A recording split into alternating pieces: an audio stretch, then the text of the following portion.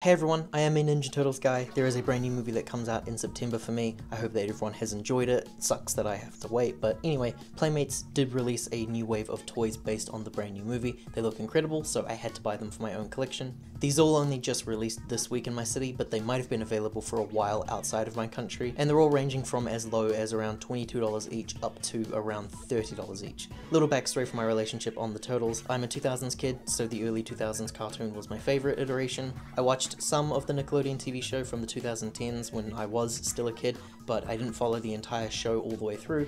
I love all the movies. I have some older toys. I have the NECA action figures, stay tuned for that. But it's been a while since I celebrated a modern Turtles adaptation, and these all look really great.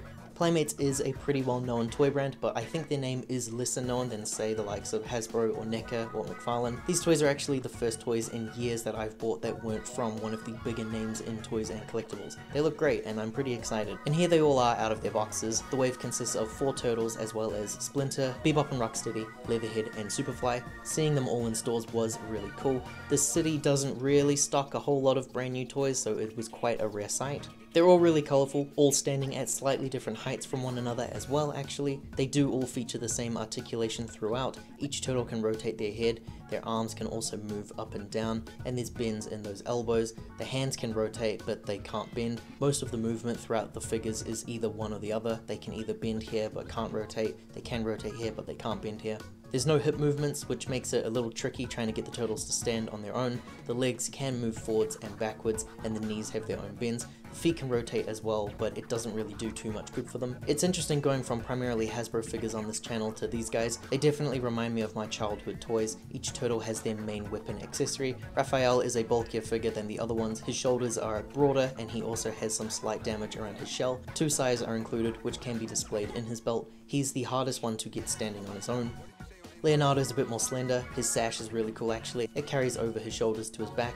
His swords can easily be placed in his sheath. I can't say the same about my NECA figures. It can also detach from the straps. He's got some difficulty standing, but eventually it works. Michelangelo's big key difference are his nunchucks and his belt. The belt has these openings at the back. It's a softer plastic, and it has a small opening in the middle so that the nunchuck can actually fit inside easily.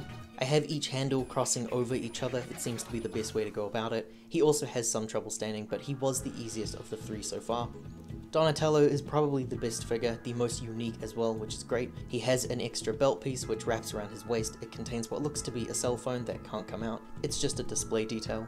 Donatello is the only turtle that actually has extra accessories with a pair of headphones. It's really nice, you can have him displayed wearing them, but I also just have it stored by his phone. His glasses are also removable. Playmates had this in the World of Springfield series. These glasses have some little hooks on them, and his head has tiny holes so that they can be held into place. Really secure, and I really love them. His bow staff is also kept away tightly and is easily removable. He is the easiest to stand on his own by far as well. Absolute win for the Donatello figure. Each turtle contained an accessory of themselves as babies, I assume, or just smaller turtles. Appears to be the same piece throughout all 4 figures, but differing in colors. One of them is a lot more obvious in his color change than the other 3. The turtles also come with these weapon racks with extra accessories that you can snap off. This is a throwback to the classic toys from the 80s and the 90s. They're not painted, so I'll probably just leave them personally, but it's nice to have an extra range of weapons, canisters of ooze, ninja stars, and slices of pizza. Nice inclusions, but if you do get all 9 figures, that means you're going to have a lot of extra accessories to keep your eye on. For now, I'll just leave them with their main weapons, I think.